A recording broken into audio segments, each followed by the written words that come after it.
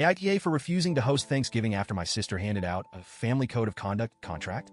5 years ago, when I moved into my little two-bedroom house, I took on the mantle of hosting the family Thanksgiving. It was a big deal for me, finally having the space and confidence to invite everyone over, cook a massive meal, and watch the chaos unfold. It was never perfect.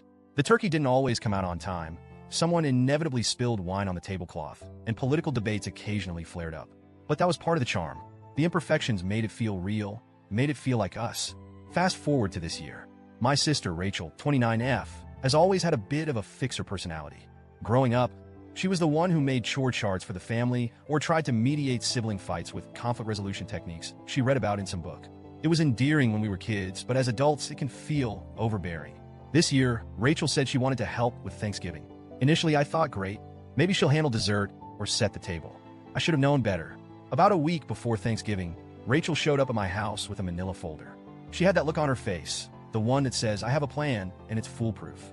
I was in the middle of cleaning the kitchen, prepping for the onslaught of family, and barely glanced at her when she sat down at the table. Hey, I said casually, scrubbing a pan. What's up?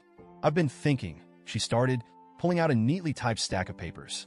Thanksgiving is always such a mess. Don't you think it would be nice if we had a little more structure this year? I laughed, assuming she was joking. Rachel, Thanksgiving is supposed to be a mess. That's half the fun. She didn't laugh. Instead, she slid the stack of papers across the table toward me. Just read this. It's a family code of conduct. I think it'll really help things go smoothly. I stared at the papers, dumbfounded. You made a what? A family code of conduct, she repeated, as if it were the most normal thing in the world. It's just some guidelines to keep the day running smoothly. I really think it'll improve our dynamics. At this point, I was intrigued enough to pick up the papers. The first page was titled in bold, Thanksgiving 2023, Family Code of Conduct. Underneath was a cheery clip art turkey, which somehow made the whole thing even more surreal. I started skimming. By the second bullet point, I had to sit down because my legs were weak from trying not to laugh. Let me share some gems with you. No overlapping conversations at the dinner table. Rachel had written, to ensure everyone's voice is heard, we will take turns speaking, like in a respectful debate club. Debate club? At Thanksgiving? No political or controversial topics. This one was standard fare, but she added that she would be the final arbiter of what was too heated.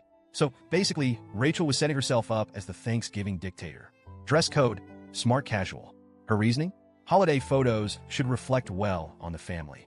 I couldn't help but picture my 4-year-old nephew in a blazer, screaming while someone tried to wrestle shoes onto him. Assigned seating. Rachel proudly declared she had spent hours crafting a seating chart based on optimal personality compatibility.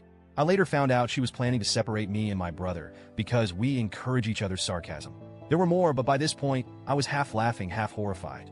Rachel, I said, trying to keep my voice steady. You can't be serious. I am, she replied, deadpan. If we all follow these guidelines, we'll have a harmonious Thanksgiving for once. For once? I echoed. What's wrong with the way we've been doing it? You mean the constant chaos, she said, crossing her arms. Every year, someone gets upset, someone drinks too much, and we leave feeling drained. This will fix that. I put the papers down and took a deep breath. Rachel, I appreciate your effort, but Thanksgiving isn't about perfection. It's about family, chaos, and all. I'm not going to enforce a code of conduct in my house. She looked genuinely offended. So you're not even willing to try? I worked hard on this. It's not about your effort, I said, trying to stay calm. It's just not realistic. This isn't a corporate retreat. It's Thanksgiving. Her face darkened. Fine.